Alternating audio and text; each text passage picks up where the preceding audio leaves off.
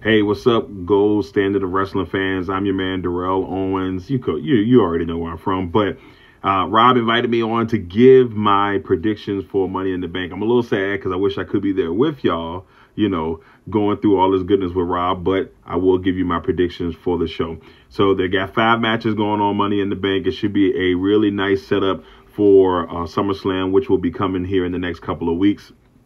And I'm just going to go through the matchups, at least as they have them listed. So in the first matchup, we've got the men's Money in the Bank matchup, which will see Jey Uso, Carmelo Hayes, Andrade, Chad Gable, LA Knight, and Drew McIntyre. Now, this match can go a multitude of ways. But for me, I want to lean towards Drew because I think that's where everybody think it's going to go. And Drew makes a lot of sense, if they want to try to find a way for him to kind of hold or linger that briefcase over people's head for a while to see who will, who he'll cash in on, or so on and so on. But there's so many different reasons why so many different people make sense in this matchup. So even though I'm leaning towards Drew, I think Jey Uso is another person that could really grab this and carry it along.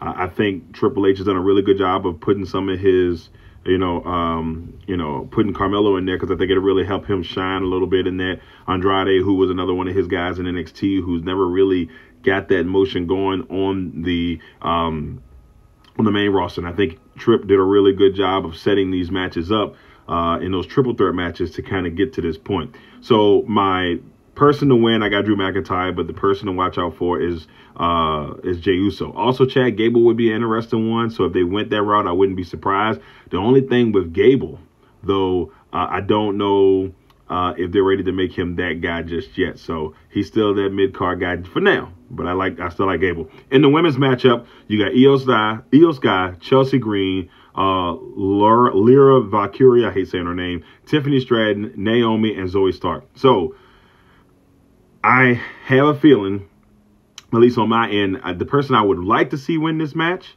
would be Chelsea Green. I think Chelsea Green could really hold this thing for a long time if that's what they wanted to go women's route-wise, where they want somebody to hold on to that title.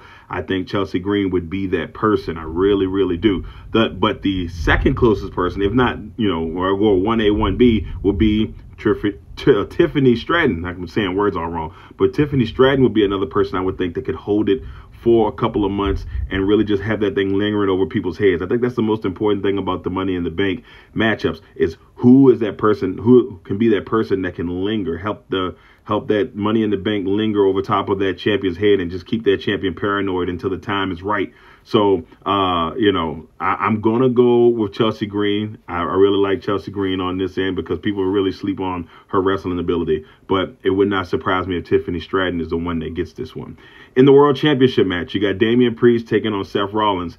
So if Priest wins, Seth Rollins can never challenge for the title while Priest is the champion. And then if Seth wins, then Priest is out of the Judgment Day. This is a very interesting scenario to kind of keep things going on that end. For me, I still think Priest finds a way to win this championship match because they want to keep Priest kind of relevant until the time is right when I think Gunther will take the title at SummerSlam. But they want to make his title reign mean something. And even though I think Priest still needs some work on the mic to really, or maybe it's just not right for this character, he's a great wrestler. I won't take anything away from Priest. He's an amazing wrestler, but I just don't see it happening. Seth freaking Rollins, on the other hand, he doesn't need the title now. He done a really good job last year of building the title up. So if they give it back to him, that would be interesting because if you go all the way back to January, you remember when Seth freaking Rollins and Mr. Gunther had a little quarrel in the ring right after the Royal Rumble, where they kind of talked about him coming to take that title. So that could be a storyline nobody's really thinking about. That could happen. In the fourth matchup, you got Sami Zayn and Braun Breaker. Somehow Sami Zayn wins this match. Because I don't know if they want Braun to have the title just yet, even though they've done an amazing job of pushing him. Personally, I would like to see Braun Breaker win this match. They got to get the title off of Sami, unless Sami's starting to turn heel. It's just something that he's a great wrestler. He's good on the mic. It's just not working for me. But personally, I would like to see Braun Breaker win this match. But somehow, some way, I see Sami Zayn winning this match. And then in the last match, you got the 6-man tag team match with the Bloodline. Cody Rhodes, Randy Orton, Kevin Owens versus the Bloodline with Solo, Tama Tonga, and Tonga Loa, and Jacob Fatu. Now, I don't know which 3 are going to be in this match. We know Solo's going to be in there, but we don't know who the other 2. If WWE's smart, I wouldn't. This is going to sound crazy. I don't know if I would let Jacob get in there just yet, kind of teasing him a little bit until the time is right. But I think that, you know, it'll probably be the other 3. But we'll see.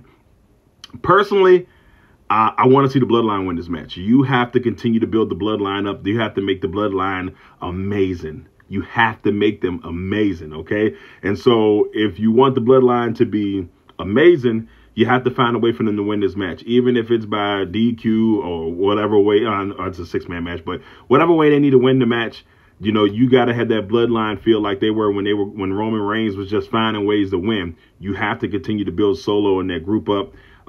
And I don't think you can do that the right way with Cody and then winning, but I can't see them also having Cody losing. They're trying to keep Cody on a high horse, but I think it's important for the long-term story.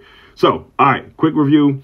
And once again, thank you all for letting me jump in here on the Gold Standard of Wrestling with my man, Robb Johnson. Make sure you check out all the greatness he's got going on. So I got Drew McIntyre, Chelsea Green, Damian Priest, somehow, some way. Sami Zayn, somehow, some way, even though I think Braun Breaker should win that match. And then I got the Bloodline. So that's my Money in the Bank predictions.